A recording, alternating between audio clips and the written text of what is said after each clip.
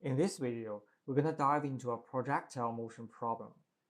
The first thing you need to understand about the projectile motion is that it actually has two separate independent motions happening at the same time.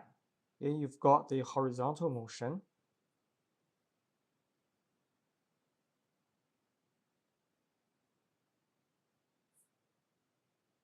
which is a type of uniform motion, meaning the velocity is constant. And then you have the vertical motion,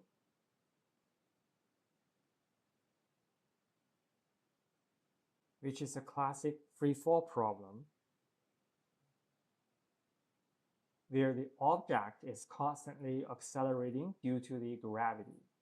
And our strategy here is to address each of these motion individually. And we'll need to select and apply the appropriate kinematic formulas for each individual motion.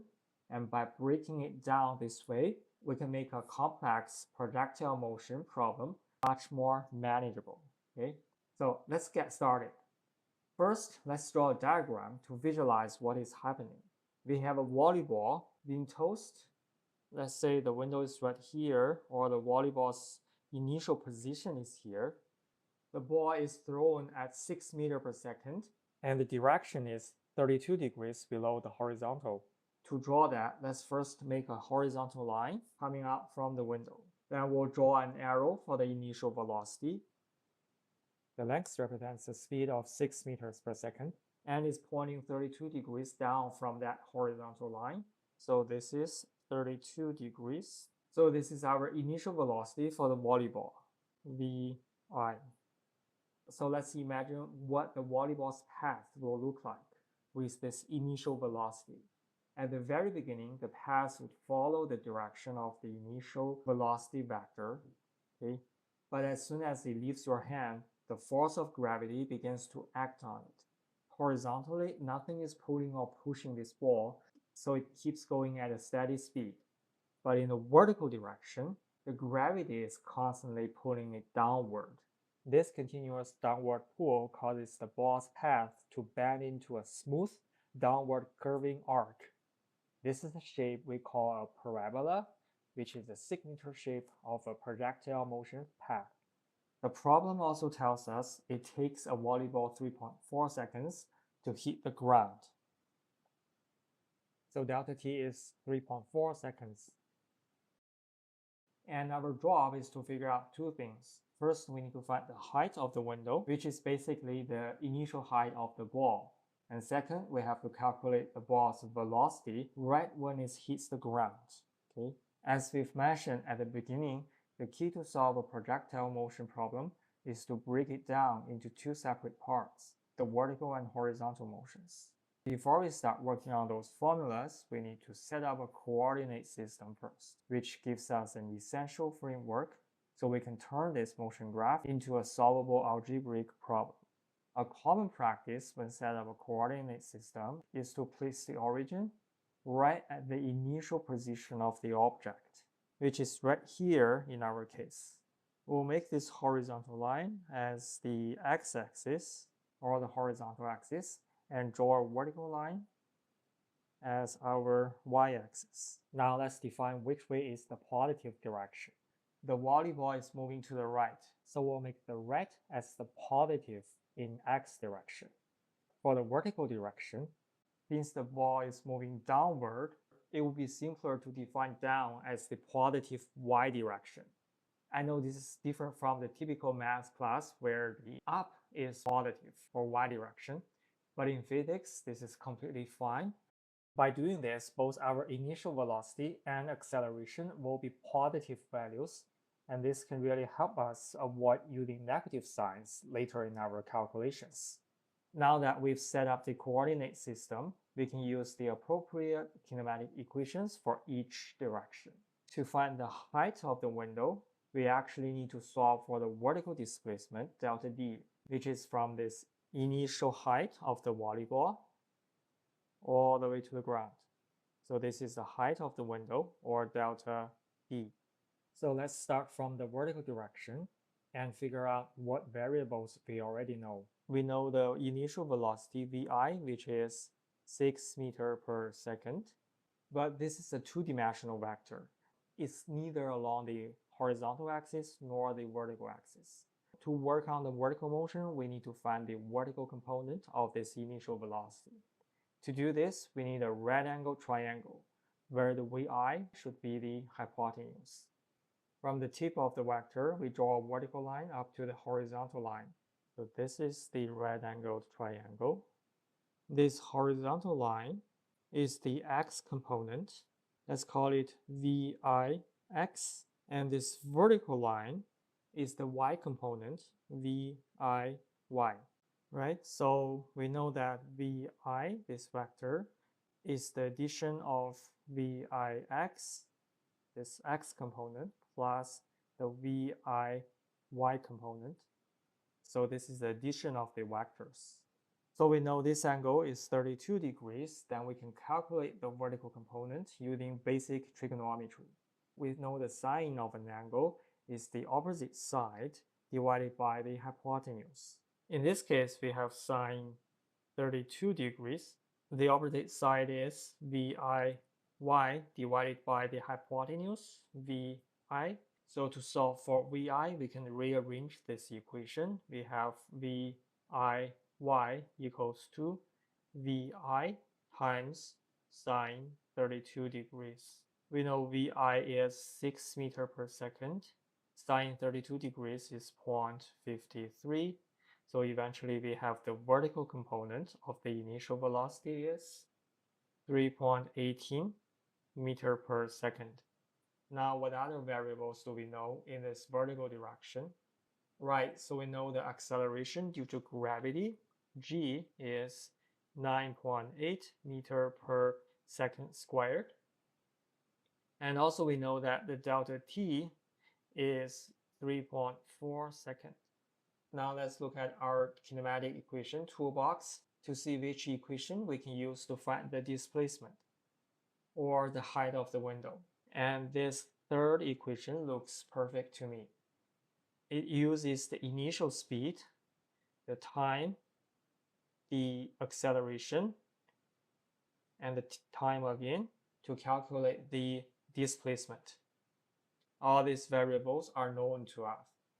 Okay, so let's write it out here. Delta D equals to the VI, now in our case, is VI in the vertical direction, VIY, then delta T plus 1 over 2. The acceleration is g, then delta t squared. Since we've defined the downward direction as positive, both the initial vertical velocity and acceleration, this is going to be very convenient for our calculations. So delta d equals to VIY is 3.18 meter per second times 3.4 seconds plus 1 over 2. G is 9.8 meter per second squared, then times 3.4 squared.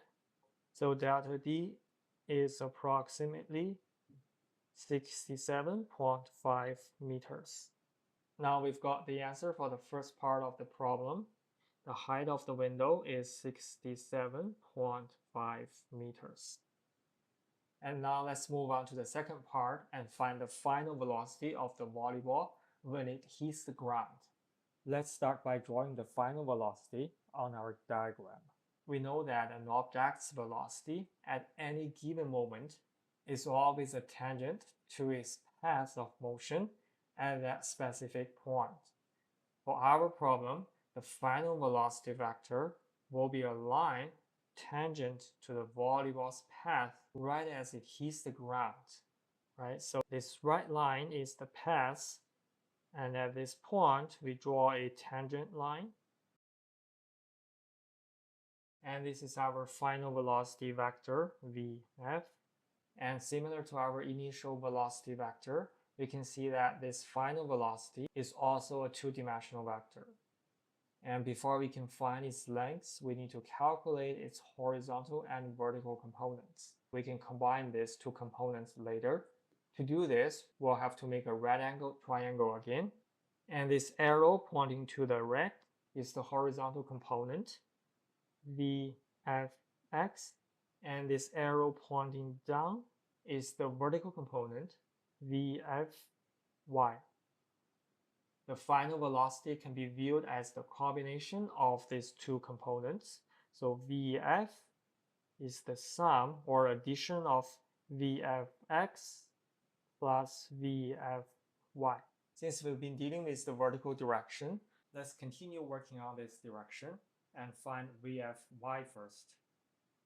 We already have everything we need to find it.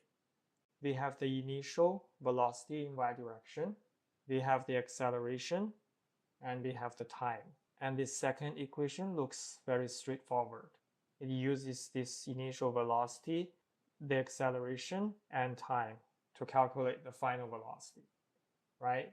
So let's write it out as Vf in the y direction equals to Vi in the y direction plus the acceleration, which is g, multiplied by the delta t.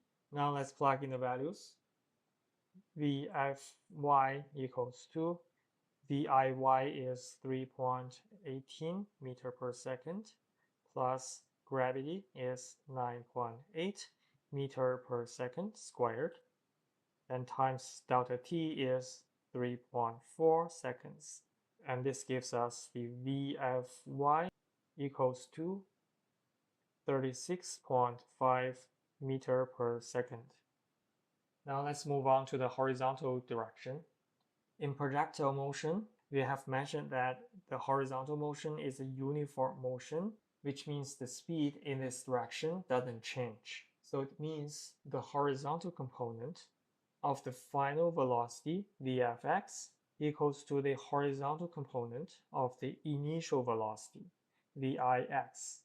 To find the Vix, we need to return to our right angle triangle for the initial velocity. And this time we'll use the cosine to find the adjacent side. Okay, we have cosine 32 degrees equals to the adjacent side is Vix divided by the hypotenuse Vi. So we have Vix equals to Vi times cosine 32 degrees. We know that Vi is 6 meter per second and cosine 32 degrees is 0.85. So Vix equals to 5.1 meter per second. So we get this Vix here, then we know that Vfx is also 5.1 meter per second. So we found Vfx, we found Vfy. To find the magnitude of the Vf, which is the hypotenuse of this right angle triangle, we can use the Pythagorean theorem. So the hypotenuse Vf squared equals to the Vfx squared plus Vfy squared. This is the Pythagorean theorem.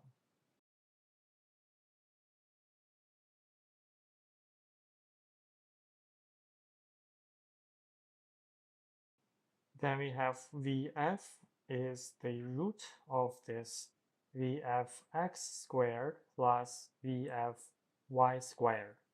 And then plugging in the numbers, we have Vf equals to square root of Vfx is 5.1 meter per second and squared plus Vfy is 36.5 meter per second and squared. So Vf is approximately 36.9 meter per second. So this is the magnitude of the final velocity. And don't forget the direction. Since we know all three sides of this right angle triangle, we can use any of the primary trigonometry. We can use tangent, sine, or cosine to find the angle. let's say we want to find out this angle, theta. But the tangent function is usually the most straightforward, as it relates the two components, vfx and vfy, we calculated first. So the tangent theta equals to the opposite side, which is this one, vfy, divided by the adjacent side, which is vfx. Okay, let's write it down here. Tangent theta equals to vfy divided by vfx, and it equals to vfy is 36.5 meter per second, and vfx is 5.1 meter per second. So it equals to 7.157. Okay, so theta is the inverse of the tangent of 7.157. So theta is approximately 82 degrees. Okay, so this is the angle.